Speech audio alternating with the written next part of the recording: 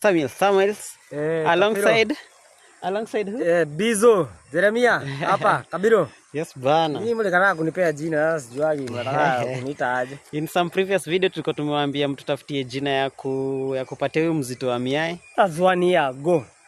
Lakini of which bado tu ni poa sisi huko. Kwa sababu alikataa tunatumia Bizo. Bizo is his name. Okay. Yeah, so tuko hapa hivi Kaiti. Hapa ni places ukuja. Nasiuoneshe nini? Maji. Ndio. Hapa ndio wakati mahali sisi ukuja tunatembea mguu. Okay, Makueni mimi ndio mahali nakuaga sana Makueni.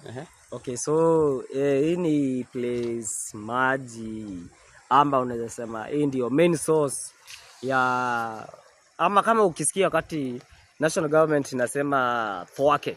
Sasa hii maji natoa hapa inapeleka Thwake, sasa ndio Thwake Dam iko like 200 ama 300 miles from where we are. Na sasa mto wenyewe inaitwaje? Hii mto wenyewe inaitwa Kaiti. Inatoka Kilungu. Kilungu ni huko uphill huko juu kutoka Mombasa Road huko juu. Okay. So unakuja kiflow ikaenda hadi Thwake.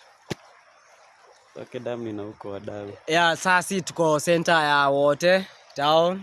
So tu hapa ndio mahali kama Sunday, Saturday unaweza kama decompress ama uangalie tu nature unaweza ona huko kuna hizo kona nini. Lakini Jeremia kuna mahali huko chini place magari wazinapita hivi. Si ndio? Sasa hiyo inakuwa ni huku juu.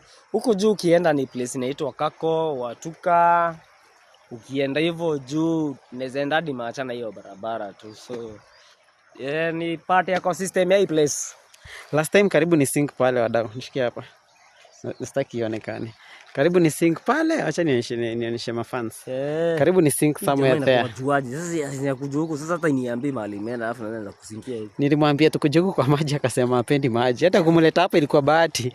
Jeremia. Jaribu kucheka nikuamini. Hata kumleta leo ni bahati. So mazijo jana kumenyesha like overnight. Sasa kuna so much water and it's so dirty. Kama 3 o'clock jana kulikuwa na downfall. Hata yeye ndiye aliniambia mimi asijua kama kulikuwa na downfall. Mimi nilidoze. Ilianza like 12:30 hivi hadi like 4 am ama 5 am. Yeah. Live Kaiti.